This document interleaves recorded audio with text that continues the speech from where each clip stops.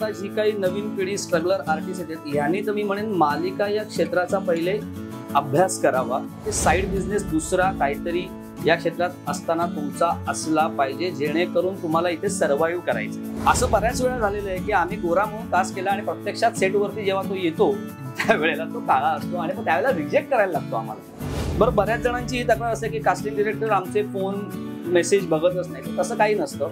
आता जर मला एक रिक्वायरमेंट टाकल्यानंतर 350-400 प्रोफाईल आले, मी म्हणतो सर आम्ही आता एवढे वर्ष तुम्हाला प्रोफाईल पाठवतोय आमचं कास्टिंगच होत नाही. तर मगाचा अभ्यासाचा विषय आपण पुन्हा कंटिन्यू करूया. कदाचित हे बोल्ड स्टेटमेंट होऊ शकतं की ऑडिशन देऊन काम मिळतात याच्यावरती माझा विश्वास नाही. कारण इथे डेली सोपमध्ये ना कोणालाही शिकवत बसायला वेळ नाहीये. आपल्याला 21 मिनिटाचा एपिसोड जो आहे तो त्या 13 तासात पूर्ण करायचाच आहे, नाही तर तो प्रोडक्शनचा लॉस आहे. तर माहिती आहे कोण आहे, विश्वास आहे, निलेश आहे, हरकत नाही, 4 सीन 5 सीन पटापट करतील. माणूस चांगला पाहिजे याच्याकरता. जिभेवरती साखर, डोक्यावरती बर्फ, भल्या ना इंडस्ट्रीने व्यवस्थित घरी बसवलेलं आहे.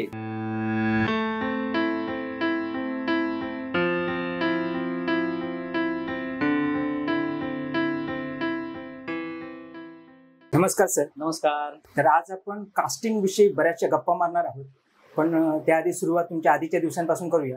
जेव्हा तुम्ही स्कूल कॉलेजमध्ये होता तर ते दिवस कसे होते आणि तुमचं शिक्षण कशामध्ये झालं याबद्दल जरा सांगा.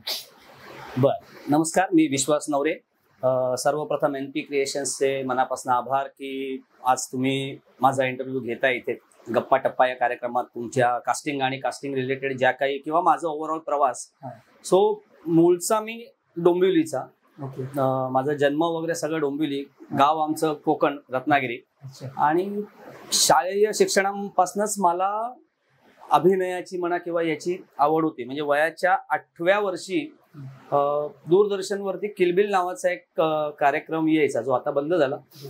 त्याचे आकाश आनंद म्हणून एक डिरेक्टर होते. त्यावेळेला किलबिल मध्ये मी प्रवीण ढवण्यांची एक एकांकिका होती, त्याच्यामध्ये मी मेन लीड कॅरेक्टर केलेलं होतं. त्याच्यानंतर कॉलेज माझं ऑटोमोबाईलमध्ये मी शिक्षण घेतलेलं आहे. रत्नागिरी, मुंबई असं सगळं ते मिक्स शिक्षण माझं झालेलं आहे.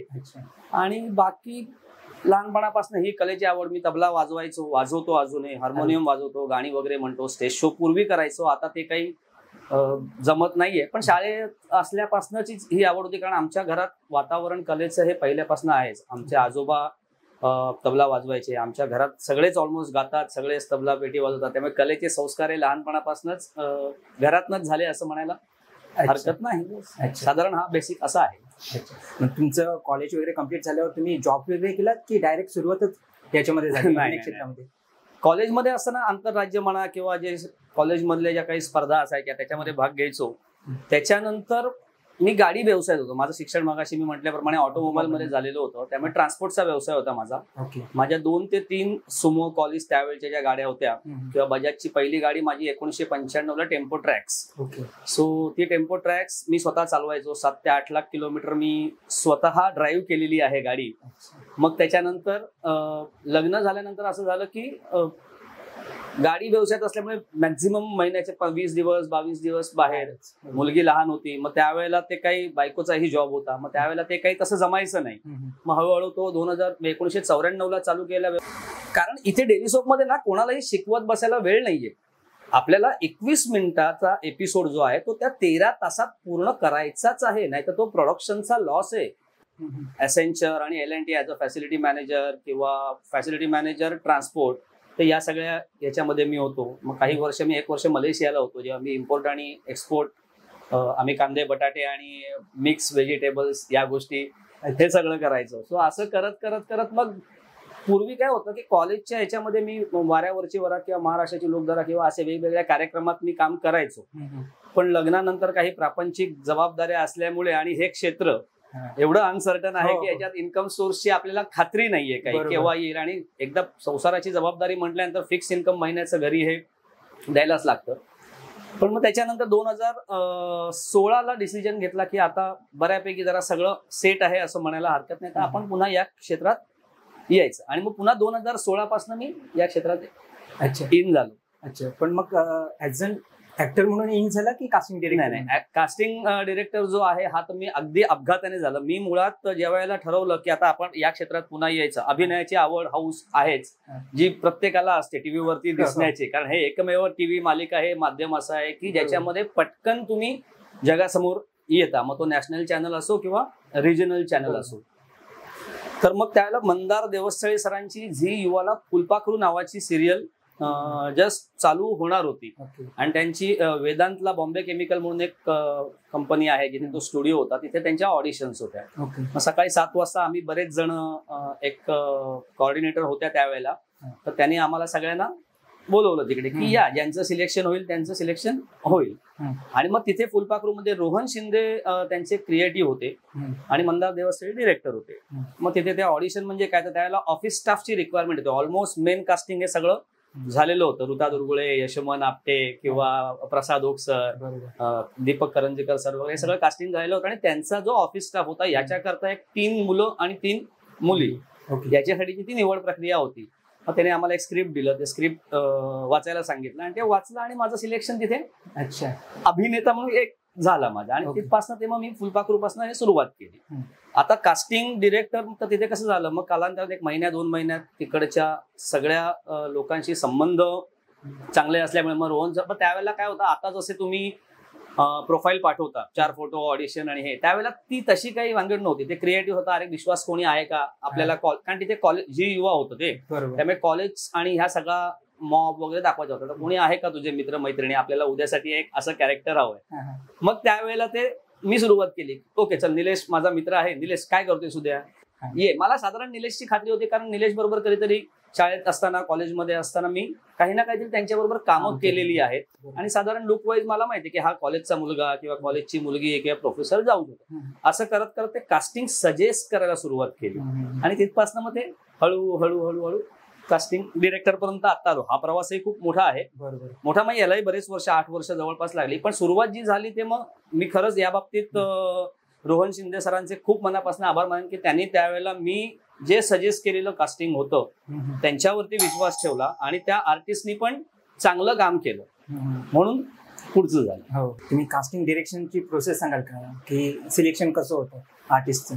मी मगाशी म्हटलं की मी एक कास्टिंग सजेस्टर होतो. त्याच्यानंतर मग मंदार सरांच्या अजून 1-2 सिरियल किंवा बाकीच्या तिकडच्या सिरियलमध्ये कास्टिंग कोऑर्डिनेटर म्हणून तोपर्यंत मी एक टेस्ट डेव्हलप केलेली होती की साधारण एक कास्टिंगला एक एस्थेटिक सेन्स असो, कोणी उठून कुठल्याही माणसाला कास्ट केलं आणि तो पुढे गेला असं होत नाही.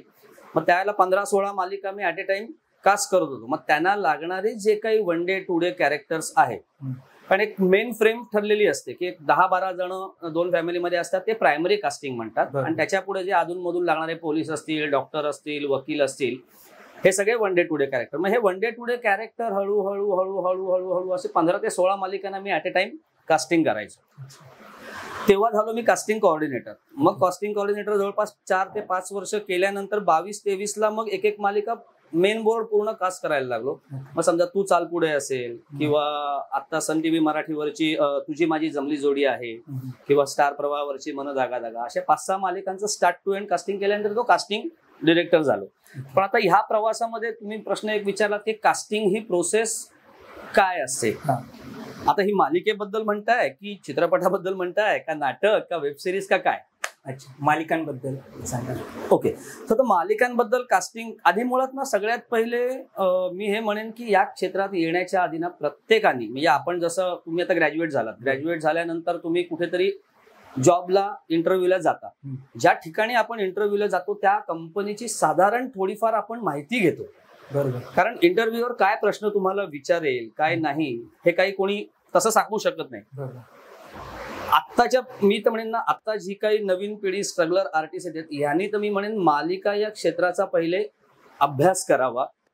काय होतं की हे पटकन यश मिळणारं किंवा प्रसिद्धी मिळणारं क्षेत्र असल्यामुळे प्रत्येकालाच इथे यायचंय. बरोबर, पण त्याकरता काय करायला लागतं हे खरंच कोणाला माहिती नाही. म्हणजे मी आता तुम्हालाही विचारलं, समजा आता मराठीत चॅनल किती आहेत, पटकन तुम्ही सांगू शकाल, तुम्ही आता काम करताय, पण बऱ्याच जणांना माहिती नाही. तर मी म्हणेन की सगळ्यात पहिले आधी या क्षेत्रात यायचं जर तुम्ही निश्चित केलं असेल तर सगळ्यात पहिले एक तर शिक्षण हे आधी कम्प्लीट तुमचं, म्हणजे नॉर्मल निदान ग्रॅज्युएट तरी असावं. बरोबर. कारण हे एवढं अनसर्टन आहे की इथे शुअरिटी काहीच आपल्याला देता येत नाही, केव्हा तुम्हाला यश मिळेल आणि केव्हा एक स्टेबल इन्कम तुमचं चालू होईल. बरोबर. त्यामुळे मी तर कायम या क्षेत्रात येणाऱ्या प्रत्येक कलाकाराला हे सांगेन की साईड बिझनेस दुसरा काहीतरी या क्षेत्रात असताना तुमचा असला पाहिजे, जेणेकरून तुम्हाला इथे सर्व्हाइव्ह करायचंय. तर मालिका बघताना म्हणजे आता पुढे स्ट्रगलर आर्टिस्टना मी हे सांगेन की सगळ्यात पहिले मराठी चॅनल 5 आहेत आता नामांकित. आपण एक पकडले तर Star Pravah, Zee Marathi, Colors Marathi, Sony Marathi आणि सन मराठी. आता 5 मराठी चॅनल आहेत. ऍव्हरेज मालिका मी विचारलं किती मालिका आहेत ते सुद्धा कोणाला सांगता येत नाहीत एका चॅनलला. तर एका चॅनलला साधारण 10 ते 12 या ऍव्हरेज मालिका असतात. आता इंटू 5 चॅनल म्हणजे मालिका किती झाल्या, 60 किंवा 50 आपण पकडूया. आता आम्ही जेव्हा विचारतो प्रायमरी कास्टिंग किती जणांचं असतं, हा प्रश्न लोकांना अजून माहित नाही. प्रायमरी कास्टिंग म्हणजे काय, कॅमिओ म्हणजे काय, कॅरेक्टर आर्टिस्ट म्हणजे काय आणि ज्युनियर आर्टिस्ट म्हणजे काय, हे साधारण वर्गीकरण आहे. तर एका सिरियलला साधारण मिनिमम 10-12 ते मॅक्झिमम 15 हे प्रायमरी कास्टिंग असतं. म्हणजे 50 आपण जर मालिका पकडल्या 5 चॅनलच्या मिळून तर 14×5 किंवा 12×5 600 ते 700 आर्टिस्टनाच मेन प्रायमरी मध्ये काम मिळणार आहे. बरोबर आहे. माझ्याकडे जर 3,500-4,000 आर्टिस्टचा डेटा आहे, कधी लोकांना कामं मिळणार हा अभ्यास केला जाते. दुसरी गोष्ट, एपिसोड किती मिनिटाचा असतो आपला सांगू शकाल तुम्ही? 22 मिनिटाचा. बरोबर. सो हे पण आधी लोकांना माहिती नाही. फक्त मला काम करायचंय, उचललं आणि येतात. सो 22-21 मिनिटाचा एपिसोड असतो. 30 मिनिटाचा एपिसोड 9 मिनिटाच्या मध्ये ऍडव्हर्टाईज वगैरे आणि 21 मिनिटाचा एपिसोड. आता त्या 21 मिनिटांमध्ये किती सीन होता तो ऍव्हरेज, ज्याचा कोणी अभ्यास केलाय? अभ्यास करण्यासाठी म्हणून मी स्ट्रगलर आर्टिस्ट सांगतोय काय करायचं. तर 21 मिनिटात मिनिमम 5 ते मॅक्झिमम 10 ते 11 सीन होतात. आता 21 मिनिटं म्हणजे आपण पकडलं समजा 20 ते 21 मिनिटाचा एपिसोड, 1 मिनिट 60 सेकंदाचं असतं. 60 सेकंदाचं 1 मिनिट, 1200 सेकंद साधारण ती तुमची मालिका बघतात. आता 11 जर आपण मिनिमम 5, 7, 11 असे सीन पकडले, आपण 7चा एक बेंचमार्क पकडूया. 7 सीन ऍव्हरेज जर एका सिरियल मध्ये झाले त्या एपिसोड मध्ये, म्हणजे एक सीन किती मिनिटाचा झाला? 3 मिनिटाचा. आता एका सीन मध्ये मिनिमम किती आर्टिस्ट असू शकतील आणि मॅक्झिमम किती आर्टिस्ट असू शकतील? 2 असतील. मिनिमम 1, मॅक्झिमम कितीही असतील. बरोबर आहे. 3 मिनिटं आपण पकडलं, 3 मिनिटं म्हणजे किती झाले? 180 सेकंद. आता त्याच्यामध्ये जर 2 आर्टिस्ट पकडले तर 90 सेकंद याला, 90 सेकंद त्याला, असे. आता 90 सेकंदामध्ये तुम्ही किती वाक्य म्हणू शकाल, किती पानाची वाक्य घेऊ शकाल? म्हणजे तुमच्या वाट्याला हार्डली काही वाक्य येतात, ती पण कॅरेक्टर आर्टिस्ट म्हणून ज्यावेळेला काम करतो ना तेव्हा घेता येत नाहीत. याचं कारण आहे कॅरेक्टर आर्टिस्ट जो आम्ही आतापर्यंतचा 8 वर्षात अनुभव घेतला, तर एकतर ते आल्या पहिले त्यांना सेल्फी काढणं हे हल्लीच्या काळामध्ये जरा जास्त, I am on set Muramba, I am on set, आई पुढे काय करते, आणि उगाच त्या जे कोणी सिनियर आर्टिस्ट असतील त्यांच्याबरोबर सेल्फी काढून पहिले अपलोड करणं. सोशल मीडिया हा गरजेचा आहे. म्हणजे ह्या चॅनलवरती मी हे म्हणून चालणार नाहीये की सोशल मीडिया गरजेचं नाहीये. तर सोशल मीडिया नक्कीच गरजेचं आहे, पण आपण तिथे गेलोय कशासाठी? बरोबर. आज चांगले पैसे या क्षेत्रातही मिळतात. सो हे पहिले बंद करा. तुम्ही त्या आर्टिस्ट बरोबर सीन केल्यानंतर तो सीन टेलिकास्ट होणार आहे, बाय डिफॉल्ट लोक त्याच्यामध्ये बघणार आहेत. तर हे अजिबात करू नका. किंवा प्रोफाईल जेव्हा आम्ही पाठवा म्हणतो किंवा मी एखादी रिक्वायरमेंट टाकतो वेगवेगळ्या ग्रुपवरती की वय वर्ष 27, बारीक मुलगा हवा आहे. 27 वर्षाचे जेवढे माझ्या लिस्टमध्ये असतील ना सगळे धनादन मला प्रोफाईल पाठवून देतात. अरे पण रिक्वायरमेंट आधी वाचा. बरोबर.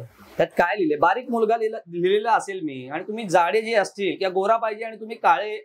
बरं, हल्ली तर फिल्टर आलेले आहेत भरपूर, त्यामुळे कळतच नाही प्रोफाईल मध्ये. म्हणून आम्ही त्या ऑडिशन मागवतो. अच्छा. की ऑडिशन, हल्ली ऑडिशन मध्ये सुद्धा मेकअप करूनच ऑडिशन देण्याची, आणि त्याच्यात पुन्हा ते इन शॉर्ट आणि याच्यावरती ते एडिट पेस्ट, त्यामुळे सलग ऑडिशन तर कोणी देतच नाही. असं बऱ्याच वेळा झालेलं आहे की आम्ही गोरा म्हणून कास्ट केला आणि प्रत्यक्षात सेटवरती जेव्हा तो येतो त्यावेळेला तो काळा असतो आणि मग त्यावेळेला रिजेक्ट करायला लागतो आम्हाला. हा, पण हे आधी लक्षातच घेत नाही. बरं, बऱ्याच जणांची ही तक्रार असते की कास्टिंग डिरेक्टर आमचे फोन मेसेज बघतच नाही. तर तसं काही नसतं. आता जर मला एक रिक्वायरमेंट टाकल्यानंतर 350-400 प्रोफाईल आले, मी प्रत्येकाचा प्रोफाईल बघत असतो. असं नाही की मी बघत नाही. फक्त माझ्या व्हॉट्सअप स्टेटसला मी किंवा याला मी ब्ल्यूटिकचं जे ऑप्शन आहे ते बंद करून ठेवलंय. त्यामुळे समोरच्याला हे कळत नाही की आम्ही बघितलंय का नाही बघितलंय, पण प्रत्यक्षात आम्ही ते बघत असतो. ऑडिशन, आता 4 फोटो आम्ही मागवतो. जनरली आम्ही काय सांगतो, 4 फोटो, पूर्ण माहिती म्हणजे नाव, वय, उंची, रंग आणि एखाद दुसरी ऑडिशन. मग ती ग्रामीण असेल तर ग्रामीण, प्रमाण मराठी असेल तर प्रमाण मराठी, शुद्ध मराठी. आता याच्यावरती आपण नंतर बोलूया प्रमाण मराठी आणि शुद्ध मराठी काय आहे. फोटो भलतेच कुठलेही पाठवतात, एकदम लॉंग शॉट कुठेतरी असतो, हा मी आहे, तो मी आहे, ते. ऑडिशन बघताना आम्ही तुमची सुरुवातीची पहिली 1, 2 किंवा 3 वाक्यच बघतो. त्याच्या पुढची ऑडिशन 1 मिनिटाची बघत नाही. त्याच्यातच आणि पाणी जेव्हा येतं तेव्हा तिथे विषय संपतो. आपण मराठीत काम करतो, बरोबर. हा आपल्याला भाषा ही शुद्ध आलीच पाहिजे. एखादी लागीर झालं जी सारखी मालिका किंवा रात्रीचा खेळ चाले सारखी मालिका किंवा अजून ज्या काही ग्रामीण ढंगातल्या मालिका आहेत इथे आणि पाणी चालू शकतं. बरेच ठिकाणी सांगतात की प्रमाण मराठी तुम्हाला बोलता आलं पाहिजे. जगाच्या पाठीवरती प्रमाण मराठी असं काहीही नाही. तू समजा अमरावतीचा आहेस, तिकडचं मराठी काय बे वगैरे विदर्भ हे पण मराठीच आहे. आमचं कोकणातलं मराठी पण मराठीच आहे. जळगावचं मराठी पण मराठीच आहे. अजून कुठलंही मराठी कोल्हापूरचं असेल तेही मराठीच आहे. पण लिखित मराठी जे असतं ना ते तुम्हाला वाचता बोलता आलं पाहिजे. स्क्रिप्ट मध्ये आणि लिहिले तर आणि, पाणी लिहिले तर पाणी, पाणी लिहिले तर पाणी, आणि लिहिले तर आणि. पण हे पण लोकांना घेता येत नाही, कारण याच्यावरती कधी कामच कोणी केलेलं नाहीये. जसं आपण म्हणतो की एक तबलजी असेल तो तबल्याचा रियाज करतो, एखादा क्रिकेटर असेल तो नेट प्रॅक्टिस करतो, कथ्थक वाली कोणी असेल तर ती कथ्थकचा रियाज करते. एक आर्टिस्ट म्हणून, कलाकार म्हणून, अभिनेता किंवा अभिनेत्री म्हणून आपण काय करतो, काही करत नाही. बरेच जण, म्हणजे अपवादाने प्रत्येक गोष्ट सिद्ध होते असं नाही की सगळेच त्याच्यामध्ये असतील, पण स्तोत्र म्हणत नाहीत. काही चांगल्या सवयी लावायला पाहिजेत आपल्याला. त्या कोणालाही अजून त्याच्यावरती काम करण्याची इच्छा नाही. नुसतं तुम्ही सुंदर दिसताय म्हणजे तुम्हाला काम मिळेल का? एखादा काम मिळेल, दुसऱ्यांदा काम मिळेल, तिसऱ्यांदा काम मिळेल, त्याच्या पुढे कन्सिस्टन्सी राहणार नाही. मग त्याकरता हा एक जो अभ्यास आहे, व्यायाम आहे. आणि मुळात थोडंसं मी म्हणेन की नाटकाचं बॅकग्राऊंड घेऊनच प्रत्येकाने या क्षेत्रामध्ये यावं. 5-6 महिने तरी निदान बॅकस्टेज करा किंवा काही करा, पण ते करूनच या. संवाद फेक कशी, वाक्यपाठ कशी करायची. आणि बरेच जण ना हल्ली वाक्यांमध्ये अडकतात. वाक्य रट्टे मारत बसतात. हे रट्टा मारण्याचं ही गोष्ट नाहीये. बरोबर. सी कसं आहे ना, तुम्हाला तुमची वाक्य ही पाठ करायचीच आहेत, त्याच्यात काही शंका किंवा दुमत असण्याचं कारण नाहीये.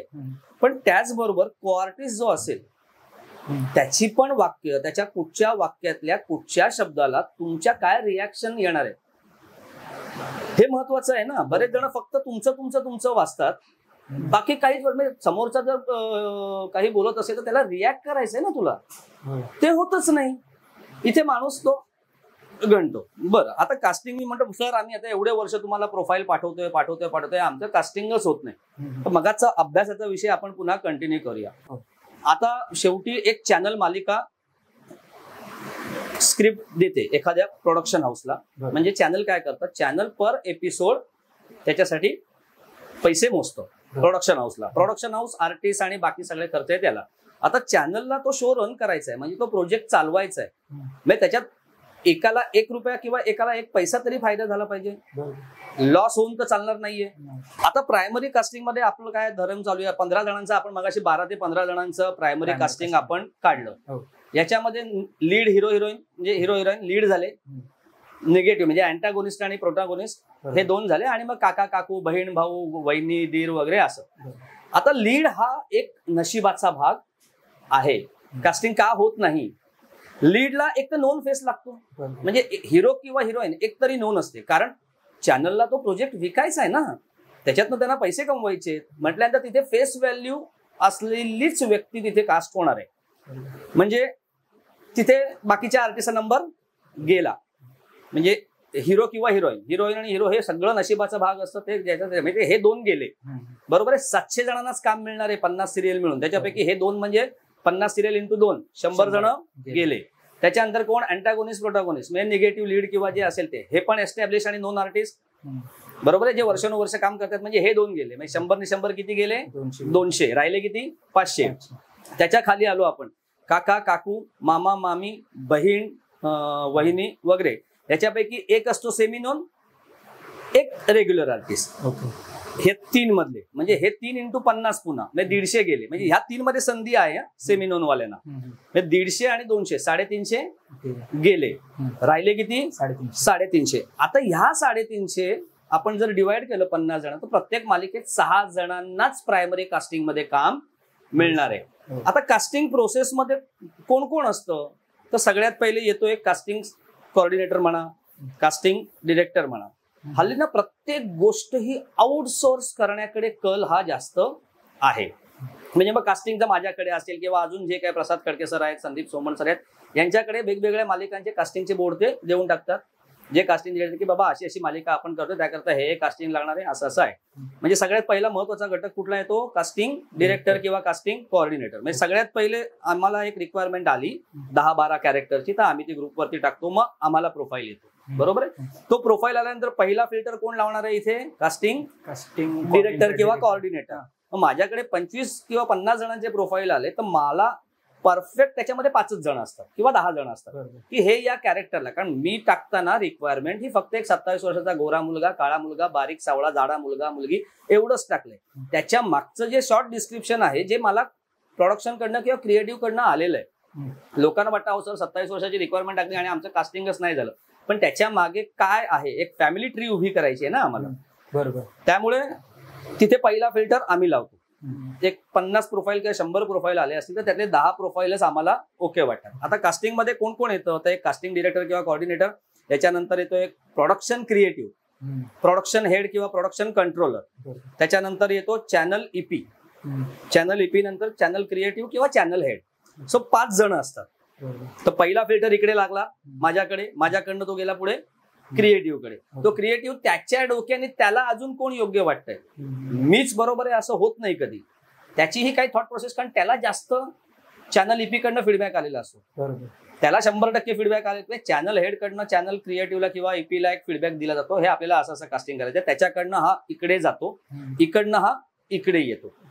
आतापर्यंत कसं असायचं, एखादी बातमी इकडे आली ना ती मीठ मसाला लावत लावत लावत बाहेर जगापर्यंत जाते. इथे तसं होत नाही. इथे वरचं एक डिस्क्रिप्शन वेगळं असतं, त्याच्यातनं खाली येताना थोडंसं 80% कमी येतात, त्याच्यातनं खाली येताना 60% येतात, त्याच्यातनं आमच्यापर्यंत येईपर्यंत 40% आम्हाला मोठा मोठा ज्याला आपण म्हणतो 19-20 कळतं. तर मी माझ्या जे काही मला अवलोकन होईल त्याप्रमाणे मला कळेल त्याप्रमाणे मी ते पुढे पाठवतो. मग मी 10 पुढे पाठवल्यानंतर त्याला वाटतं अरे नाही हे 5 नाहीत बरोबर, म्हणजे तिथे दुसरा फिल्टर तिथे लागला, त्यातले 5 गळाले, ते 5 गेले पुढे चॅनल ईपी पर्यंत. मग चॅनल ईपी आणि हेड मिळून तो एक ग्रुप असतो. हे ठरवतात नको या 5 पैकी 3च ठेवा. ते 3 जातात पुढे चॅनल क्रिएटिव्ह किंवा यांच्यापर्यंत. मग तिकडे गेल्यानंतर म्हणतात नको यातला एकच ठेवा. म्हणजे आलेले 150 प्रोफाईल वरपर्यंत किती गेला? 3 गेले. 1 किंवा 2 तो सिलेक्ट होणार आहे. बरोबर. तर ही प्रोसेस आहे. आता ह्या प्रोसेसमध्ये येण्याकरता सगळ्यात पहिले तुम्हाला काय करायला लागणार आहे? तर फेस व्हॅल्यू करायला लागणार. हल्ली काय होतं, 2दा-3दा one day to day character केल्यानंतर प्रत्येकाला हल्ली कंटिन्युटी हवी. पण कंटिन्युटीची ही गणित कोणी लक्षातच घेत नाहीये. मिळणार आहेत किती जणांना कामं? बरं त्याच्यात आता हे तर फिक्स आहे, हे सगळं आउटसोर्स आहे. म्हणजे ऑडिशन वगैरे देऊन जे काही ओपन ऑडिशन चालतात त्याच्यातनं कामं मिळतात असं लोक म्हणतात. असेल म्हणजे मी जरा त्याच्याबद्दल साशंका आहे. कदाचित हे बोल्ड स्टेटमेंट होऊ शकतं की ऑडिशन देऊन काम मिळतात याच्यावरती माझा विश्वास नाही. कामं मिळतात ती तुमच्या ओळखीवरती आणि कामातनं काम मिळत जातं. पण पेशन्स नाहीयेत. मी मगाशी म्हटलं आता काही सेकंदापूर्वी की एक 2-3 वेळा one day to day character किंवा 2 दिवसाचे 4 दिवसाचे कॅरेक्टर केल्यानंतर तो आर्टिस्ट सर आता जरा कंटिन्युटी बघा. आपण कंटिन्युटी बघण्याकरता तुला जर मी तुझा एक सीन मागवला की मला तुझा एक सीन दाखव ज्याच्यामध्ये तुझा अभिनय मी एक ऑडिशन म्हणून किंवा हे दाखवू शकतो, ते दाखवताच येत नाही. सो ह्या प्रोसेसचं काय करायचं याच्याकरता तुम्ही बरं आता हे जे मी म्हटलं की आउटसोर्स केलं जातं बरोबर कास्टिंगसाठी. तसंच जर तुम्ही अभ्यास केला तर ज्या काही 50-60 मालिका आहेत हल्ली बऱ्याचशा प्रोडक्शनच्या 2-2, 3-3, 4-4 मालिका असतात. तिथे पण ती मोनोपॉली आहे. हे चूक आहे का बरोबर आहे? अनेक माझ्याकडे पण अनेकांनी मध्यंतरी आरोप केले सगळेच कास्टिंग बोर्ड विश्वास नवरेंकडे का असतात. असं नाहीये. 50 मालिका आहेत ज्यातले 10च मी करतोय म्हणजे 40 कुठेतरी बाहेर आहे ना. म्हणजे आधी अर्धवट ज्ञानाच्या आधारे उचलली जीभ आणि लावली टाळ्याला असं बऱ्याच जणांकडनं केलं जातं. सो मग ही जी काही 15-20 प्रोडक्शन आहेत मी म्हणेन प्रत्येक प्रोडक्शनला एकदा तरी तुम्ही रिव्हील होऊन या, त्याशिवाय समोरच्याला कळणार नाहीये. बरोबर. इथे कसं आहे प्रोडक्शनची पण एक बँक असते, हो. जसे प्रोडक्शनचे डिरेक्टर, बाकीची सगळी टीम ठरलेली असते, एक मालिका संपली 30 माणसं पुढे असतात. सेम आर्टिस्ट बँक पण असते. तिथं आर्टिस्ट बँक का, आता मी समजा रंग माझा वेगळा 500 एपिसोड गेले आता, किंवा मुरांबाचे आमचे 750 एपिसोड आता मुरांबाचे झाले, म्हणजे आता 750 एपिसोड म्हणजे जवळपास 2.5 वर्ष आम्ही एक टीम म्हणून काम करतोय. उद्या 1000, 1200, 1500 एपिसोड नंतर ही मालिका जेव्हा संपेल, तुम्ही जर अभ्यास केलात तर ह्याच प्रोडक्शनच्या पुढच्या मालिकेमध्ये मेन वरची काही कास्टिंग सोडली, लीड वगैरे, तर उरलेली हीच कास्टिंग पुढे रिपीट होईल. कारण त्यावेळेला त्यांना तो एक खात्री झालेली असते त्या डिरेक्टरला किंवा त्या टीमला की ह्या आर्टिस्ट कडनं मी किती काम काढून घेऊ शकेल. बरोबर. कारण इथे डेली सोप मध्ये ना कोणालाही शिकवत बसायला वेळ नाहीये. आपल्याला 21 मिनिटाचा एपिसोड जो आहे तो त्या 13 तासात पूर्ण करायचाच आहे, नाही तर तो प्रोडक्शनचा लॉस आहे. कारण प्रोडक्शनला बजेट मिळताना पर एपिसोड बजेट मिळतं. काय जे XYZ 1 लाखापासून 4 लाखापर्यंत 5 लाखापर्यंत बजेट असेल, हे पर एपिसोड मिळतं. आता तो एक एपिसोड तुम्ही 2 दिवसात करायचा आहे, एका दिवसात करायचा आहे का अर्ध्या दिवसात करायचं, हे तुमचं काम आहे. त्यामुळे तो एका दिवसात नाही झाला तर तो प्रोडक्शनचा लॉस ना. कारण आज समजा एक एपिसोड करायला एका दिवसाचा मिनिमम हल्ली माझ्या अंदाजाने 1-1.5 लाख रुपये मिनिमम, बेअर मिनिमम 1.5 लाख रुपये खर्च येतो. बरोबर आहे. तुला मिळतात समजा 2.25 लाख. आता त्या एपिसोडला तू जर 2 दिवस लावलेस तर 1.5, 3 इथेच गेले, तुला मिळणार आहेत 2.25, म्हणजे 75,000ला ऑलरेडी तू लॉस झालेला आहे. सो म्हणून इथे 30 आर्टिस्ट तर माहिती आहे कोण आहे, विश्वास आहे, निलेश आहे, हरकत नाही, 4 सीन 5 सीने पटापट करतील. माणूस चांगला पाहिजे याच्याकरता. ॲरोगन्सी अजिबात या क्षेत्रात कोणी नवीन येणाऱ्या आर्टिस्टने मी म्हणेन खरंच ठेवू नका. उद्धटपणा नाही. इथे जिभेवरती साखर, डोक्यावरती बर्फ. भल्या भल्याना इंडस्ट्रीने व्यवस्थित घरी बसवलेलं आहे. तुम्ही मास्क दाखवू नका. काही बरं 2 शब्द गोड बोलायला तुमचं आमचं काहीच जात नाही. हो, तू अरे केलंस तर मी कार्य करणार आहे, तू आहो केलंस तर मी जाहो करणार आहे. हा सिंपल रूल आहे. बरं, हा एक अभ्यास झाला. आता प्रत्येक कलाकाराला मी तर म्हणेन हे पण माहिती असायला पाहिजे की आपल्या देहयष्टीप्रमाणे आपण कुठच्या कॅरेक्टरमध्ये बसू शकतो. हे कळणं, हे आधी कलाकारांनी हे लक्षात घेतलं पाहिजे की आपण कुठच्या कॅरेक्टरमध्ये बसू शकतोय. आता मी ऐतिहासिक भूमिकेमध्ये अगदी सरदार बिरदार वाटेन का? नाही वाटणार ना. माझी तू वाटू शकशील, तू एक PSI वाटू शकशील, इन्स्पेक्टर वाटू शकशील, गुंड वाटू शकशील, ऑफिसर, काही वाटू. मी काका, मामा, भाऊ, बँकेतला ऑफिसर, क्लार्क, या टाईपचीच कॅरेक्टर मला सूट होतील ना. मला अगदी हे इन्स्पेक्टर वगैरे दाखवलं तर मारतील मला लोक, बघणार नाहीत माझ्याकडे. तर हे आधी प्रत्येक कलाकाराला कळलं पाहिजे. दुसरी गोष्ट, हा माझा अभ्यास सांगतो मी, प्रत्येक चॅनलची पण एक स्टार प्रवाहावरती कुठले कुठले चेहरे चालतील तुम्हाला वाटतं? अभ्यास करताना कलाकारांनी मी म्हणेन हा अभ्यास करावा की आपला चेहरा कुठच्या चॅनलसाठी बनलेला आहे. सांगा.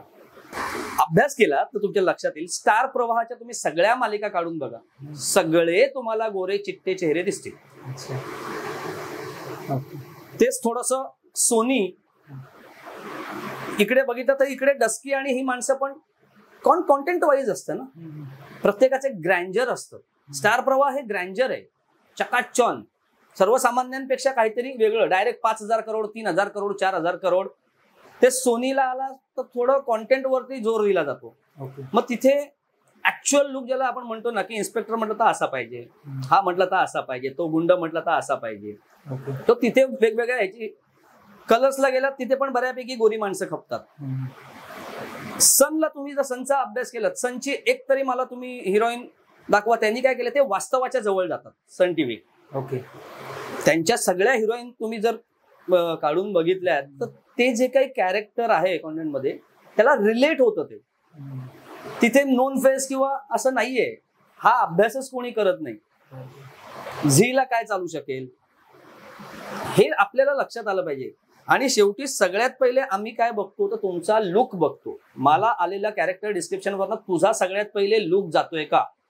डेली सोप मध्ये मी तर म्हणेन अभिनय हा 5-10 पैसे कमी हा चालेल, पण तुमचा लुक आणि तुम्ही माणूस म्हणून कसे आहात हे फार गरजेचं आहे. मगाशी मी म्हटलं कामातनच काम मिळत जातं. सो हा अभ्यासच कधी कोणी केलेला नाहीये जो करण्याची गरज आहे. मगाशी जे म्हटलं की वाक्यात अडकतात. आता वाक्यात अडकला, समजा एक वाक्य आहे जिथे तुमचा फंबल पडतोय, हे बऱ्याच आर्टिस्टचं होतं. पण मग त्या शब्दाला प्रतिशब्द तुम्हाला माहिती पाहिजे ना. बरोबर. बरं, हा प्रतिशब्द तुम्हाला केव्हा माहिती होईल? जेव्हा तुमचं वाचन असेल तेव्हा होणार ना. वाचनाचीच आवड नाहीये हल्ली. मी अनेक माझ्या इंटरव्ह्यू मध्ये हे सांगितलेलं आहे की युट्यूब वरती आज वपू काळे, पु ल देशपांडे, प्राध्यापक राम शेवाळकर, अपर्णा रामतीर्थकर, इंदुरीकर महाराज असतील, बाबा महाराज सातारकर असतील, अनेक वेगवेगळ्या लोकांची व्याख्यानं आहेत. ते ऐका. ते ऐकल्याने तुमच्या आपली मराठी प्रचंड समृद्ध आहे. मराठी भाषा ही मलाही अजूनपर्यंत ती कळेपर्यंत आपलं आयुष्य जाईल, पण साधारण त्यातल्या त्यात ते वाचल्याने तुम्हाला किंवा ऐकल्याने तुम्हाला शब्दाला प्रतिशब्द तर कळत जाईल. तोच जर तुम्हाला माहिती नसेल. बरं, झालंय कसं की आमच्या वेळेला आम्ही व्हर्नाक्युलर मीडियम म्हणजे मराठी माध्यमातून शिकलेलो आहे. हल्लीची जी 25 ते 30 वर्षाची मुलं आहेत ती कुठेतरी सेमी इंग्लिश किंवा इंग्रजी माध्यमातून आलेली असल्यामुळे साहजिकच त्यांच्यावरती झालेले आंग्ल भाषेचे संस्कार हे जास्त आहेत. पण शेवटी काम तुम्हाला इथेच करायचं ना. मग हाच तुमचा स्ट्रगल आहे असं समजा. ते कोणी करायला मागत नाही, ते सगळ्यांनी करायला पाहिजे. दुसरी गोष्ट, इथे येण्याच्या आधी मी प्रत्येकाला हे सांगतो की किमान 6 महिने तुम्ही मुंबईत सर्व्हाइव्ह करू शकाल. एवढे फंड्स जोपर्यंत तुमच्या खिशात नसतील तोपर्यंत मुंबईत येऊ नका. कारण आज तुम्ही मुंबईत आलात आणि उद्या लगेच तुम्हाला काम मिळालं असं होणार नाही. 10 दिवस जातील, 15 दिवस जातील, 1 महिना जाईल.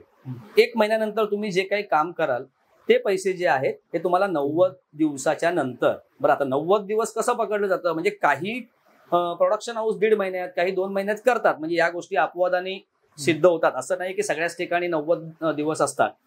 तर जानेवारीमध्ये, हा महिना जून चालू आहे, जून मध्ये 1 ते 30 जून पर्यंत तुम्ही जर काही काम केलं तर याचं पेमेंट तुम्हाला जून महिना सोडून द्यायचं आहे. जुलै, ऑगस्ट, सप्टेंबर, ऑक्टोबर फर्स्ट वीकला तुमच्या हातात पेमेंट येणार आहे. म्हणजे हे 3 महिने तुम्हाला सर्व्हाइव्ह करायचे, प्लस आधीचे 1 ते 2 महिने सर्व्हाइव्ह करायचे, म्हणजे 5 महिने सर्व्हाइव्ह करायचे. आता मिनिमम एका माणसाला मुंबईत राहायचं तर बेअर मिनिमम 2 वेळचं जेवून फक्त 15,000 रुपये तरी खर्च हा येतो. इन्क्लुडिंग समजा पीजी मध्ये राहत असेल तर 5-5,500 रुपये भाडं, ट्रान्सपोर्ट, 2 वेळचं काय चहा पाणी नाश्ता जेवण आणि इतर आपले जे काय खर्च असेल त्याचं 15 × 5 75,000 ते 1,00,000 रुपये जर तुमच्या अकाउंटला असतील किंवा ती तुमची कपॅसिटी असेल तरच या क्षेत्रात या. आणि पेशन्स हे फार पाहिजे. तुम्ही इथे out of the vision is out of the mind आहे असं आम्ही म्हणतो. तुम्ही सातत्याने दिसत राहणं हे गरजेचं आहे. याचा अर्थ आता उद्या मी मुरंबा किंवा या एवढ्या मालिका केल्यानंतर आता मी खाली 1 डे टू डेला उतरणार नाहीये, पण ह्या लेवलला येईपर्यंत मलाही 8 वर्ष गेली ना. ही तर आत्ताशी एक पहिली लेवल मी म्हणेन, अजून खूप मोठा पल्ला आहे. आता कसं आहे, रोज दिसतोय त्यामुळे प्रसिद्धी आहे, फेम आहे, फेस व्हॅल्यू आहे, बट एम आय डिझर्विंग हा पण एक विषय. रोज दिसणारच आहे ना, लोक सेल्फी काढणारच आहेत, पण फ्रुटफुल किंवा सॉलिड काहीतरी करायला पाहिजे ना. तशा भूमिका प्रत्येक कलाकाराच्या ज्याला आपण म्हणतो ना नशिबात 2 किंवा 3 असतात की त्या भूमिकेमुळे तुम्ही ओळखले जाता. पण त्या केव्हा येतील केव्हा नाही हे कोणीही जगाच्या पाठीवरचं सांगू शकत नाही. आणि कुठची छोटी भूमिका सुद्धा तुम्हाला वरपर्यंत घेऊन जाईल हे पण सांगू शकत नाही. त्यामुळे काम कुठचे झाले. आता आम्ही जेव्हा एक कंटिन्युटी मध्यंतरी एका मालिकेमध्ये कंटिन्युटीसाठी आम्हाला मोलकर्णीचं कॅरेक्टर होतं, जे खरंच चांगलं कॅरेक्टर होतं. मी टाकलं की 30 ते 32 वर्षाची मोलकरीण, महिन्याचे 12 ते 15 दिवस, नामांकित चॅनल असं टाकलं. अनेक मुलींनी सर मोलकरीण नको हो. का मोलकरीण नको? कलाकार आहेत ना तुम्ही. मग कलाकार आहे म्हटल्यानंतर कुठल्याही भूमिका तुम्हाला भिकारी करायला लागेल, व्यायाम करायला लागेल, प्रॉस्टिट्यूट करायला लागेल, डॉक्टर करायला लागेल, वकील करायला लागेल, मोलकरीण का नको? कसं आहे बरं, मी ज्यावेळेला फुलपाखरू मध्ये ऑफिस स्टाफ मध्ये होतो म्हणजे 4थी फळी. पहिली फळी कुठची असते? Main hero heroine, antagonist protagonist ही पहिली. मग दुसरी फळी येते काका काकू किंवा आता आम्ही जी कॅरेक्टर करतोय ही दुसरी फळी. हा, याच्यातलं सुद्धा वर्गीकरण. मग तिसरी फळी येते समजा घरात असलेले रेग्युलरचे नोकर, आणि 4थी फळी येते ऑफिस स्टाफ. ही अशी वर्गीकरण आहेत. मग आम्हीही पहिल्यांदा 4थ्या फळीतच होतो की, मग त्याच्यानंतर आताशी 2ऱ्या फळीत आलोय. पहिल्या फळीत तर येऊ शकत नाही कारण वयच झालं आता. त्यामुळे आता पहिल्या फळीत म्हणजे मला स्वतःला एखादी सिरियल प्रोड्यूस करायला लागेल आणि स्वतःला हिरो म्हणून एस्टॅब्लिश करायला लागेल, तेव्हा मी पहिल्या फळीत येऊ शकतो. किंवा एखादी सिरियल असते सुबोध भावे सरांची की ज्याला सुबोध भावे आणि ईशा माहिती तुला पाहते रे, की ते 40 आणि 20-21 किंवा आता सुद्धा सर आलेले आहेत. सो ते नशिबाचा भाग असतो. पण त्याच्याकरता सुबोध सरांनी किती वर्ष घासलेत. तो पेशन्स खूप महत्वाचे आहेत. काम सातत्याने करत राहणं, दिसत राहणं हे गरजेचं आहे, हे साधारण मला वाटतं. अजून काही तुम्हाला याच्यावरती विचारायचं असेल, तुम्ही भरपूर गोष्टी आहेत. नाही, तुम्ही बरंच सांगितलंय, म्हणजे बरेच जे प्रश्न होते त्याची उत्तरं मिळाली आहेत.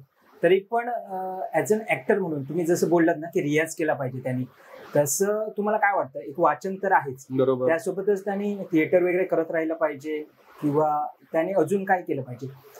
मुळात वेळ मिळेल त्या भरपूर वाचन करा, भरपूर चांगलं ऐका, चांगलं तुम्ही ठरवायचं काय ते. एखादी गोष्ट मला आवडली म्हणजे ती तुम्हाला आवडेलच असं नाही, बरोबर आहे. उत्तम चित्रपट, सगळे चित्रपट उत्तम असतात, काही ना काहीतरी तर त्याच्यामध्ये चांगलं असेल ना. आपल्याला बोलायला काय फालतू पिक्चर काढलाय तो, हे बोलायला खूप सोपं असतं, पण त्यामागे किती जणांची मेहनत असते. काहीतरी तर त्यामागे सिनेमॅटोग्राफी असेल चांगली, काहीतरी तर असेल. देश फिरा, जास्तीत जास्त फिरा, मी तर म्हणेन. आणि कलाकारांना स्पंज सारखा असं स्पंज असतो ना, जो टिपून घेतो. प्रत्येकाची काहीतरी एक, प्रत्येकाकडे लकब असते. ह्याच्याकरता निरीक्षण, अभ्यास. येणारी सगळी कॅरेक्टर, आपण जी आज कॅरेक्टर प्ले करतोय, ही सगळी कॅरेक्टर आपल्या आजूबाजूलाच असतात. याच्या व्यतिरिक्त वेगळं कॅरेक्टर कुठे मालिकेत दिसतं का? नाही. काका असतो, मामा असतो, आई वडील, आजी आजोबा, भाऊ, मुलगा, नवरा, बॉयफ्रेंड, सगळी कॅरेक्टर आपण कुठे ना कुठेतरी अनुभवलेली असतात किंवा आपल्या आजूबाजूला असतात. ते काय आपल्याला सांगा. आता जसं उद्या आपण शाळेत असताना किंवा कॉलेजला असताना आपल्याला कमी मार्क समजा पडले, तर घरी आल्यानंतर बाबा यायच्या आधी आपण पुस्तक काढून बसतो, तो अभिनयच करत असतो ना आपण. हे आपल्याला कोणी शिकवलेलं होतं का? आईशी भांडताना एक वेगळा टोन लागतो आपला, मित्रांबरोबर बोलताना एक टोन वेगळा असतो, प्रिन्सिपल किंवा टीचरशी बोलताना, उद्या डॉक्टरकडे गेल्यानंतर त्यांच्याकडे तुझ्या बसण्या उठण्यापासून तुमच्या ह्याच्यामध्ये बदल होतो. पोलीस स्टेशनला कधी गेलात तिथे बदल होतो. म्हणजे हे आपण काय करत असतो? अभिनयच करतोय ना. हे काय तुम्हाला कोणी शिकवलंय का हे अभिनय? म्हणून मी म्हणतो कलाकार हा मुळात जन्माला यायला लागतो, मग ते तुमच्या अंगात असलेले कलागुण जे आहेत ना ते डेव्हलप करायला लागतात. कलाकार कोणीही होऊ शकतो, पण ते डेव्हलप करण्याची जी प्रोसेस आहे आणि स्ट्रगल कालावधीमध्ये मी तर म्हणेन की तुम्ही कोणाबरोबर राहताय ना, हे खूप गरजेचं आहे. समानशीले व्यसनेषु सख्यम असं म्हटलं जातं. तुम्ही चांगल्या माणसं, ज्याला आपण म्हणतो ना, मी तुळशीचं बी लावलं तर तुळस येणार आहे, मी गांजा लावलं तर गांजा येणार आहे. आता मी ठरवायचंय काय लावायचं काय नाही. त्यामुळे तुम्ही कोणाबरोबर राहता, तुम्हाला वाचा भरपूर, निरीक्षण करत राहा भरपूर, ऐका भरपूर आणि पॉझिटिव्ह विचार करा. कारण वास्तू तथास्तू म्हणते हे आम्हाला शिकवलं गेलेलं आहे. तुम्ही आज कुठेही असाल, स्वतःच्या घरात असाल, रस्त्यावरती असाल, सेटवरती असाल, तुमच्या घरी मी आलो असेल, ते भाड्याचं घर आहे का ओनरशिप आहे का बंगला आहे, जिथे आहात ही धरणी आहे. पद्धत आहे ना की आपण उठल्यानंतर पहिले जमिनीला हात लावतो, नमस्कार करतो आणि मग उठतो. म्हणजे आम्ही तरी हे फॉलो करतो. तर ती वास्तू ही तथास्तू म्हणत असते. त्यामुळे कधीही कोणाबद्दलही वाईट चिंतू नका. कर्मा रिटर्न्स असंही म्हटलं जातं. ते तुझं चांगलं कर्म तुझ्याकडे येणारच आहे. परत तू किती नाही म्हटलं असेल, तुझ्या नशिबात जी भूमिका आहे ती तुलाच मिळणार आहे. हल्ली होतं काय ना, बरेचशी जी नवीन पिढी आहे ना, एका रूम मध्ये समजा पीजी मध्ये मुलं मुली एकत्र राहतात. म्हणजे आम्ही इथे फिमेल आर्टिस्ट मेल आर्टिस्ट आम्ही सगळे एकत्र राहतो. पण एका घरात राहून सुद्धा एकाला जर ऑडिशनची माहिती कळाली ना, तर तो त्याच्या रूममेटला देत नाही. हे सगळ्यात चुकीचे आहे. तुझा रोल तो नाही घेऊ शकणार आहे. तुझे फीचर्स वेगळे आहेत, त्याचे फीचर्स वेगळे आहेत, बरोबर आहे. तर हे पहिले बंद करा. आले एकमेकांना नंबर शेअर करा जास्तीत जास्त. आणि कुठलाही कास्टिंग असेल, कोऑर्डिनेटर असेल, भरपूर हल्ली वेगवेगळे ग्रुप आहेत. आमच्या वेळेला तर ते काही नव्हतं, आता तर भरपूर ग्रुप झालेले आहेत ज्याच्यामध्ये भरपूर रिक्वायरमेंट असतात. व्यवस्थित आपले प्रोफाईल पाठवत राहा. कधी ना कधी आज ना उद्या सूर्य उगवणारच आहे की नाही. आणि सगळ्यात पहिले ना इथे आधी मी म्हणेन की एक फोकस आणि टार्गेट सेट करा. की मी ज्या वेळेला 2016ला हा खूप त्यावेळेचा मोठा डिसिजन होता. मी डोंबिवलीत जवळपास नाही म्हणायला गेलो तरी 44 वर्ष मी डोंबिवलीत राहिलो. आणि 44व्या वर्षी या इंडस्ट्रीत येऊन काहीतरी करण्याचा डिसिजन घेतला. ज्या वेळेला मला 40,000 रुपये सॅलरी होती, इन हँड, सॅटर्डे संडे सुट्टी, जायला यायला कंपनीची गाडी.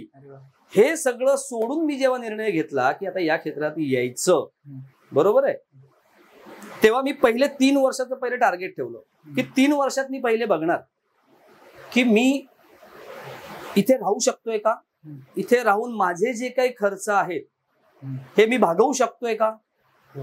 आधी 3 वर्ष सर्व्हाइव्ह करणं, मग त्याच्या पुढची 3 वर्षाचे टार्गेट, आणि मग आता हे 9वं वर्ष आहे, 9वं वर्ष चालू आहे, मग त्याच्या पुढचे 3 वर्षाचे टार्गेट.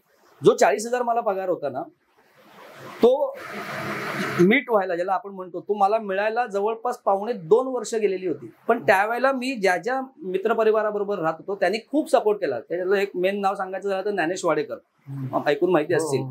त्यांच्याकडे मी त्यावेळेला, ते इथे राहत होते, त्यांच्याकडे मी राहत होतो. म्हणजे 2-2, 3-3 महिने भाडंही भरलेलं नव्हतं.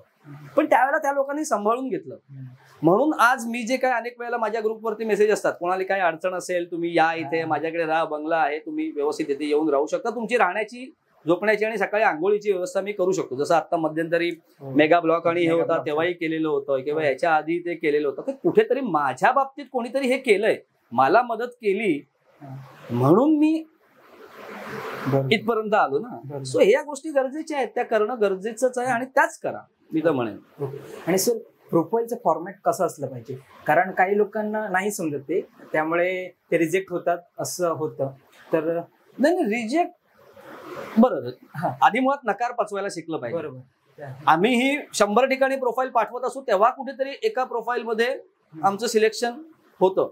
मला वाटतंय मी गोरा आहे, माझं वय 40, 45, 50 आहे, रिक्वायरमेंट तीच आहे, म्हणजे मी बसला पाहिजे असं नसतं. आता मी मगाशी म्हटलं फॅमिली ट्रीचा एक विषय काढला, पण फॅमिली ट्री म्हणजे काय, तर समजा एक हिरो हिरोईन आता ठरले, जे ऑलरेडी चॅनलकडनं आले किंवा फायनल झाले. मग आता हिरोची फॅमिली, मग हिरोला सिमिलर फॅमिली मला दाखवायला लागणार ना. बरोबर. हिरोईनला सिमिलर फॅमिली दाखवायला लागणार. आता आई गोरी, वडील काळे आणि भाऊ अजून निळा, असं होत नाही ना. साधारण फेसकट वगैरे या सगळ्या गोष्टी मॅच व्हायला लागतात. आज आपणही एखादी मालिका बघताना, अरे हा यार परफेक्ट वाटतायत, आई वडील किंवा मुलगा आणि आई किंवा नवरा बायको किंवा त्यांची मुलं. कास्टिंग हा एक त्याच्यामध्ये एक एस्थेटिक सेन्स आहे. उगाच उठलं आणि कास्टिंग डिरेक्टर किंवा कास्टिंग कोऑर्डिनेटर झालं असं नसतं. मी म्हणून म्हटलं की हे पहिले लक्षात घ्या आधी. जसं लॉकडाऊन मध्ये मी बरेच जण जे मुंबईच्या बाहेरचे होते त्यांना सगळ्यांना सांगत होतो की तुम्ही जाऊ नका मुंबई सोडून, थांबा. 80 ते 85% लोक मुंबई सोडून गेले. 15% राहिले ना. सेकंड लॉकडाऊनला काय झालं, शूट चालू झाली पुन्हा. फक्त बाया बबल होतं, मुंबईच्या बाहेर गेली शूट. बरोबर आहे.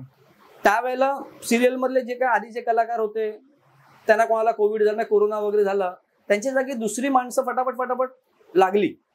ओके. पण ती जी इथे अवेलेबल होते ना त्यांना पटकन संधी मिळाली.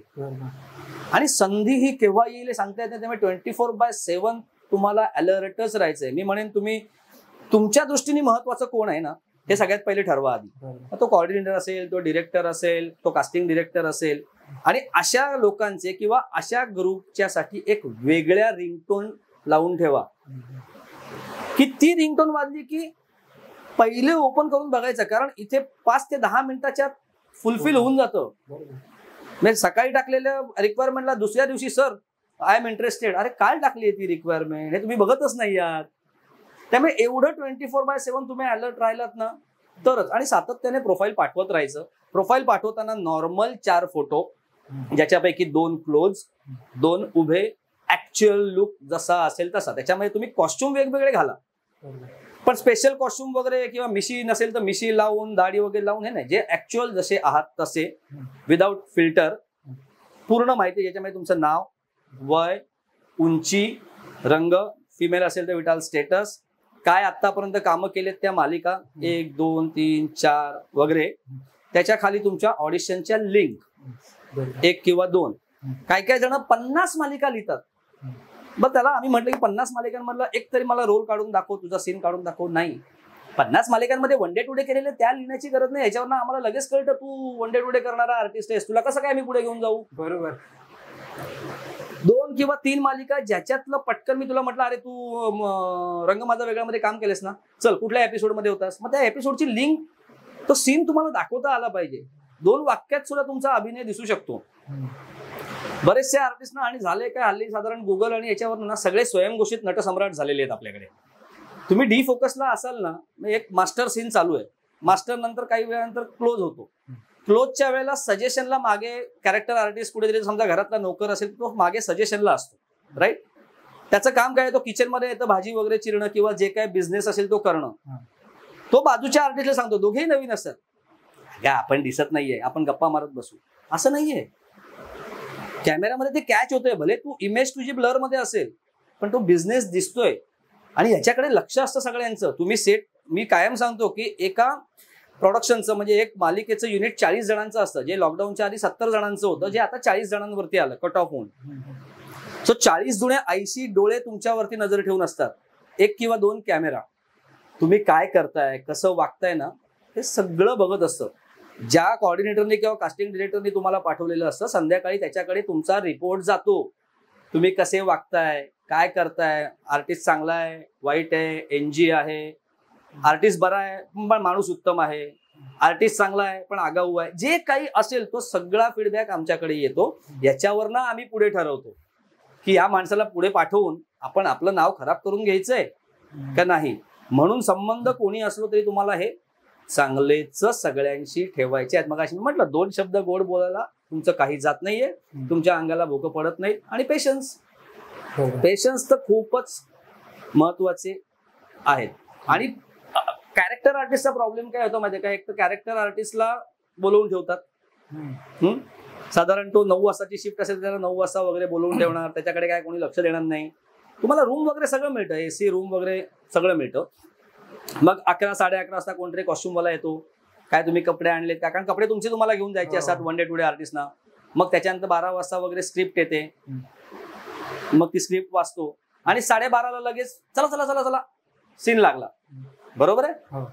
समोर गेल्यानंतर समजा हर्षदाताई खानविलकर असेल, मोहन जोशी सर असतील, तिथे आधी माणूस अर्धमेला होतो की ज्या सिनियर आर्टिस्टना आपण बघत आलेलो आहे आणि अचानक सीन त्यांच्याबरोबर आपल्याला करायचं आहे, तिथे गात तिथेच तो तिथे संपतो. बरं, मग तो संपल्यानंतर काय होतं, तो फंबल, घाम फुटणं, बरं मग सीन चुकतो, मग 4-5 रिटेक होतात, मग पुन्हा डिरेक्टरच्या शिव्या, किसने भेजा रे आर्टिस्ट, हे झालं ते झाला संपला, तो पुन्हा उभाच राहत नाही. पण तुम्ही ही गोष्ट लक्षात घ्यायला पाहिजे. आज तुम्ही बच्चन साहेबांसमोर त्यांच्या बरोबर जरी सीन करत असाल ना, you are deserving, that's why you are there. कुठेतरी तुम्ही त्या योग्यतेचे आहात किंवा वाटलंय समोरच्याला म्हणून तुम्ही तिथे आहात ना, त्यामुळे घाबरण्याची काही गरज नाहीये. मुळात 2-3च वाक्य असतात तुमच्या वाट्याला, तिथे घाबरण्याची गरज काय. What my point. आणि म्हणून एखादा समजा आता मी उद्या तुम्हाला एका मालिकेसाठी पाठवलं की चला बाबा आता तुम्ही आई कुठे काय करते मध्ये 1-2 दिवसाचा वकिलाचं कॅरेक्टर आहे, तर आधीचे एक 4-5 एपिसोड बघून जा, तुम्हाला कळेल त्या मालिकेत कोण कोण पात्र आहे, त्यांचं कोणाचं काय रिलेशन आहे. तुम्ही ज्यावेळेला अभिनय करायला जाता किंवा सीन करायला जाता त्याला तुमचं वय काय आहे, ती मालिका कुठे चाललेली आहे, तो सीन कुठे चाललेला आहे, तो सीन सकाळचा आहे, दुपारचा आहे का संध्याकाळचा आहे, त्या सीन मध्ये तुम्ही कोण आहात, तुमचं समोरच्याशी नातं काय आहे, हा सगळा अभ्यास करायचा आहे तुम्हाला. हे कोणीच करत नाही, येतात आणि फक्त रट्टा मारतात, मग सगळंच गडबड होते. काही पुढचं पाठ काहीच माहित नाही, आधी काय झालंय पुढे काय होणार आहे, तुम्ही काय आहे त्याचा अभ्यासच करत नाही. बरं, त्याच्यानंतर होतं काय, मास्टर झाला की ह्याला घाई असते लगेच रूम मध्ये जाण्याची, AC मध्ये नाही. मास्टर झाल्यानंतर सेटवरती मॉनिटर 2 ठिकाणी असतात, एक डिरेक्टर जिथे बसलेला असतो तिथे 2 मॉनिटर असतात आणि एक साऊंड वाले दादा जिकडे असतात तिकडे 2 मॉनिटर असतात. तुमचा मास्टर झाला त्याच्यानंतर कटिंग म्हणजे ज्याला क्लोज आपण म्हणतो, हा को आर्टिस्ट चालू असेल तर तुम्ही तिथे साऊंड दादाचे इकडे जो मॉनिटर आहे ना, त्या मॉनिटरच्या पाठी जाऊन उभे राहा. तो स्वतः साऊंड दादा म्हणेल अरे सर बसा म्हणून, तो म्हणेल बसा शांतपणे. तुमचा को आर्टिस्ट तुमच्या कुठल्या क्ल्यूला कुठल्या वाक्याला काय रिॲक्शन देतोय हे बघा. किंवा तो सिनियर आर्टिस्ट आहे ना, आज एवढे वर्ष त्यांनी मेहनत करून तो इथपर्यंत आलेला आहे, तर ते कसा अभिनय करतात हे बघा. बरं, तुझ्या कुठल्या वाक्याला त्यांनी काय रिॲक्शन दिलेत हे जर तू बघितलंस ना, तर परफेक्ट रिॲक्शन ज्या वेळेला तुझा क्लोज चालू असेल त्यावेळेला तू देऊ शकतोस. नाही तर माहितीच नाहीये कोणी काय केलंय काय नाही, मग तू घडणारच आहेस. मग आवाज तुझा असतो आणि क्लोज समोरच्याचा लागलेला असतो. छोट्या छोट्या बारीक बारीक बारीक बारीक गोष्टी आहेत, त्याच्यात काही रॉकेट सायन्स खरंच नाहीये. बरं, याला काही आपल्याला यायलाही वय नाहीये आणि निवृत्तीलाही वय नाहीये. हे एकमेव क्षेत्र असं आहे की जिथे तुम्ही धडधाकट आहात, अगदी व्हीलचेअरवरती असलात तरी तुम्ही काम करू शकताय इफ यू आर डिझर्विंग. पण हे कोणी करत नाही, जे करायला पाहिजे. हे खूप शोकांतिक आहे. हल्लीच्या पिढीमध्ये आधी पेशन्स नाहीयेत. ते पेशन्स, कारण केव्हा तुम्हाला काम मिळेल आणि केव्हा कंटिन्युटी मिळेल हे नाहीच सांगू शकत. कारण पुन्हा इकडे अगेन मी म्हटलं मगाशी मोनोपॉली किंवा एक ज्याला आपण म्हणतो ना बँक रेडी झाली. आता जसं मी असेल तर माझ्या पहिले जवळचे किंवा आज 8 वर्ष 9 वर्ष मी कास्टिंग करतोय, तर आज 8 वर्षापासून जे माझ्याकडे काम करतायत त्यांना त्यांच्यातल्याच पहिले मी पुढे घेऊन जाणार ना त्यांना. तू आज माझ्या संपर्कात आलास आणि उद्या, याचा अर्थ असा नाही की तुला काम देणार नाही मी. तू त्या कॅरेक्टरला डिझर्विंग असतील तर डेफिनेटली मी तुलाही काम देणारच आहे. पण सगळ्यात पहिले माणूस आहे यार, तो त्याचा कम्फर्ट झोन प्रत्येक जण शोधत असतो. तर मी पहिले माझ्या जवळचे कोणी आहेत का जे 8 वर्ष माझ्याकडे काम करतायत, माझा कोणी नातेवाईक आहे का, माझा कोणी मित्र मैत्रीण आई वडील गर्लफ्रेंड बाय काय असेल ते, त्याच्यानंतर मग मला अजून कुठे असलेल ते नसेल तर मी बाहेर जाणार आहे. याच्यामध्ये जर कोणी मला मिळालं नाही तर सगळ्यात पहिले आधी टीम म्हणून राहायला शिका. एकत्र टीम बनून राहणं याच्यासारखं दुसरं सुख नाही. तुम्ही हा पण अभ्यास नाही कोणी केला. आजच्या तारखेला जे फिल्म इंडस्ट्रीमध्ये एस्टॅब्लिश आहेत, मग अंकुश दादा चौधरी असतील किंवा ही बघा पूर्वीपासून ही टीम होती, ही इकडनं तिकडे टीम गेलेली आहे. आणि मी गेले 8 वर्ष हेच सांगतोय, एकत्र टीम बनून राहा आणि एकत्र पुढे चला. कोणी मागे पण राहता कामा नये, कोणी पुढे गेला तर चालेल, मागे नाही राहता कामा. एकत्र सगळ्यांना घेऊन जायचे. पण ते हल्ली मी मगाशी म्हटलं तसं ऑडिशनचे मेसेजेस सांगतच नाहीत ते आपल्या रूममेटलाच. नाही, हे किती दुर्दैव आहे. तो काय तुझा रोल काढून घेणार आहे का? तसं काहीच होत नाहीये. अशी ती मजा असते. सर, तुम्हाला आत्ताच बेस्ट कास्टिंग डायरेक्टर म्हणून अवॉर्ड मिळालं, तर त्या अचिव्हमेंटकडे तुम्ही कसं बघता? सगळ्यात पहिले आधी सांस्कृतिक कला दर्पणचे मी मनापासून आभार मानतो की त्यांनी कास्टिंगसाठी त्यांनी एक अवॉर्ड, कारण हे बेसिकली मी त्यांच्या तिकडच्या इंटरव्ह्यू मध्ये पण म्हटलेलं होतं की कास्टिंग डिरेक्टर हा एक उपेक्षित घटक आहे. आणि माझी खंत आहे की मालिकेच्या म्हणजे आता हे मी मालिकेत काम करत असून सुद्धा हे चॅनलवरती तुमच्या बोलायला मला अगदीच आवडेल की मालिकांच्या स्लेटवरती ना सगळ्यांची नावं असतात. मी स्पेशली हे माझं चॅनलला विनंती असेल की डिरेक्टरचं नाव असतं, प्रोडक्शन हाऊसचं नाव असतं, कास्टिंग म्हणजे जे कोणी कास्ट असतील त्यांची समजा नावं असतील, त्याच्यानंतर मेकअप, हेअर, सगळ्यांची नावं आणि कटसी येते. मालिकेत हा एकमेव असं क्षेत्र आहे की जिथे कास्टिंग डिरेक्टरचं नावच कुठेही स्लेटवरती लागत नाही. जे चित्रपटात बघतो आपण कास्टिंग बाय ही एजन्सी ती एजन्सी, जे मालिकेत नाहीये. आणि अशा ह्याच्यामध्ये सांस्कृतिक कला दर्पण ज्या 26 वर्ष ते चालवत आहेत आणि त्यांना हा पुरस्कार द्यावासा वाटला. मी खरंच त्यांचे मनापासून आभार मानेन. आणि दुसरी गोष्ट मी जाहीरपणे सांगतो की हा कास्टिंग डिरेक्टर सर्वोत्कृष्ट पुरस्कार मालिका विभागातला जरी मला मिळालेला असला तरी हे काही माझं एकट्याचं यश नाहीये. मी जे काही कास्ट सजेस्ट केले किंवा माझ्यामुळे ज्यांच्या कामात त्यांना हातभार लागलेला आहे अशा सगळ्या आर्टिस्टचा, सगळ्या कलाकारांचा हा पुरस्कार आहे. कारण तुम्ही उत्तम काम केलं म्हणून मी नावारूपाला आलो. तुम्ही जर उत्तम काम केलं नसतं, त्याचबरोबर प्रोडक्शन, त्याचबरोबर creative, channel EP, channel creative, हा या सगळ्यांचा पुरस्कार आहे. हे माझ्या एकट्याचं नाही. कारण तुम्ही जर कामच केलं नसतं तर मी एस्टॅब्लिश झालोच नसतो ना. कास्टिंग सजेस्टर, कास्टिंग कोऑर्डिनेटर ते कास्टिंग डिरेक्टर हे केव्हा आलो? जेव्हा मी केलेलं कास्टिंग, जे आर्टिस्ट आहेत त्यांनी उत्तम काम केलं. अरे कोणाकडनं आलं रे आर्टिस्ट? तो विश्वास नवरे. मग तिथे विश्वास नवरेचं नाव झालं ना. असंच विश्वास नवरेचं नाव झालं नाही. हे यासाठी केवढी मेहनत लागली ना. सगळ्यांनी त्या पद्धतीतच काम, बरं नुसतं काम उत्तम नाही ना, त्याबरोबर माणूस म्हणून पण ते उत्तमरित्या वागलेले आहेत. त्याचबरोबर माझ्यावरती प्रोडक्शननी पण विश्वास ठेवला, त्याचबरोबर क्रिएटिव्हनी विश्वास ठेवला, त्याचबरोबर ईपीनी. कारण कुठेतरी समजा आम्ही डायरेक्ट चॅनल ईपीला आम्ही भेटत नसू तरी प्रोडक्शन ईपी, प्रोडक्शन क्रिएटिव्ह किंवा प्रोडक्शन वाल्यांकडनं हे कळतंच ना की ह्या मालिकेसाठी आपल्याला कास्टिंगसाठी हे असोसिएट आहेत किंवा हे मदत करतायत किंवा बोर्डचं कास्टिंग आपल्याला हे सजेस्ट करतायत. त्यामुळे या सगळ्यांचा मी ऋणी आहे. आणि हा काय माझ्या एकट्याचा पुरस्कार नाहीये. बरोबर. सर, तुम्ही मालिकांसाठी कास्टिंग करता, प्लस तुम्ही मूवीजसाठी वगैरे, फिल्म्स किंवा नाटकासाठी वगैरे कास्टिंग करता? नाटकाचं कास्टिंग तर काही तसं अजूनपर्यंत हा नाटकामध्ये हे कास्टिंग हा विषय आलेला नाहीये. पण वेबसिरीजचं मी कास्टिंग, आता जसं रान बाजार नावाची एक वेबसिरीज होती किंवा अजून 2-4 वेबसिरीजला मी बऱ्यापैकी कास्टिंग सजेस्ट केलेलं होतं. कधीही मी कास्टिंग डिरेक्टर आहे, मी तुझं कास्टिंग केलं असं मी म्हणत नाही. सगळे योग जेव्हा जुळून येतात ना त्यावेळेला कास्टिंग होतं. त्यामुळे कोणीही कुठल्याही कास्टिंग डिरेक्टरने हे म्हणण्याची गरज नाही की मी तुला कास्ट केलं. मी सजेस्ट करण्याचं काम केलं. तू ऑडिशन देऊन उत्तम अभिनय केलास, तो क्रिएटिव्हला आवडला, त्याच्यानंतर ईपीला, मग चॅनल लोके वाटलं. नुसतं तू उत्तम अभिनय करून आणि मी सजेस्ट करून कास्टिंग होणार आहे का? नाही. नुसतं क्रिएटिव्हला वाटून होणार आहे का? नाही. सगळे योग जुळून आले म्हणून ते कास्टिंग होतं. पुढचे तुमचे प्रोजेक्ट्स कोणते? आता 2025 पर्यंत तरी मराठी मालिकांचंच कास्टिंग. मला बरेच जण अजूनही बरेच मला ऑफर पण आलेले होते की हिंदीचं कास्टिंग तुम्ही सर का नाही करत. पण मी सांगतो ना, मराठीतच एवढं भरपूर आहे ना, आणि मी मराठी आहे तर मला मराठीत काम करायला जास्त आवडतं, आणि मराठी कलाकारांना संधी देण्यासाठी मी खूप प्रयत्नशील असतो. आणि स्ट्रगलर जे असतील त्यांच्यासाठी तर मी डेफिनेटली मी त्यांना सांगतो, तुम्ही या मनाने मेहनतीने काम करा, नक्कीच तुम्हाला काम मिळेल. पण 2025 नंतरचं माझं टार्गेट आहे एकतर प्रोडक्शनला उतरणं, म्हणजे प्रोड्युसर होणं, चॅनलवरती जाणं, नाही तर हिंदीत जाणं.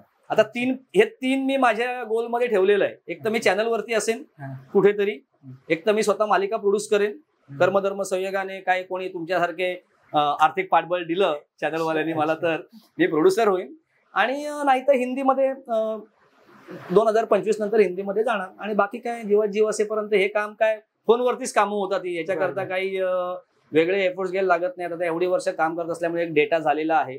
पण मी आजही सांगतो, 3,500-4,000 हजार आर्टिस्टचा डेटा माझ्याकडे असून सुद्धा मी आज 500-600 जणांवरतीच खेळतोय, ज्याच्यापैकी 100-150 जणच असे आहेत की जे मी कुठल्याही कॅरेक्टरला टाकले प्रायमरीच्या तरी ते डोळे झाकून करू शकतील. म्हणजे अजून किती जणांना मेहनत करायची आहे, बरोबर, हे लक्षात घ्यायला पाहिजे. फक्त 700 जणांवरती मी खेळतोय. जे आता जे काय मी कॅरेक्टर, आता मी वन डे टुडे करत नाही, ते आता संदीप चव्हाण सर किंवा Prasad Khadke maximum one day today जे काय बोर्ड आहेत ते करतात. मी फक्त प्रायमरी कास्टिंग, कॅमिओ वगैरे आणि कंटिन्युटी कॅरेक्टर. पण त्याच्यात ते फक्त 700 जण आहेत, आणि ज्याच्यापैकी फक्त 150 जणच प्रायमरी कास्टिंगला आता आहे, ज्यांच्यावरती मी खेळतोय. मलाही डेटा हवाच आहे, आम्हालाही नवीन नवीन माणसं हवीच आहेत. कारण तीच माणसं तुम्ही तेच कॅरेक्टर आर्टिस्ट बघितलं ना, तेच तुम्हाला स्टारलाही दिसतील, तेच तुम्हाला झीलाही दिसतील, तेच सनलाही दिसतील. तर हे पण बदलायला पाहिजे ना. पण हे बदलेल केव्हा, जेव्हा हे एक स्टेप पुढे जातील. पण मागणं कोणीतरी जोपर्यंत या जागेवरती येत नाही डिझर्विंग किंवा मेहनत करून, तोपर्यंत ही फळी पुढे कशी जाणार, ही जात नाही. तोपर्यंत आज मला कास्टिंग डिरेक्टरचा समजा पुरस्कार मिळालाय, पुढे कोणीतरी अजून आलं तर पुढच्या वर्षी त्याला मिळू शकेल, तो कास्टिंग डिरेक्टर होईल, त्याचं नाव कुठेतरी लागेल. ही चेन आहे शेवटी. MLM जे म्हणतात ना, मल्टी लेवल काय ते मार्केटिंग वगैरे, ही चेन आहे पूर्ण, हे सर्कल आहे, अशी ती मजा आहे. धन्यवाद सर, धन्यवाद पॉडकास्टसाठी वेळ दिलात. तुमच्याकडून आज खूप सारं शिकायला मिळालं. तुम्हाला तुमच्या पुढील वाटचालीसाठी NP क्रिएशनच्या टीमकडून खूप साऱ्या शुभेच्छा. धन्यवाद.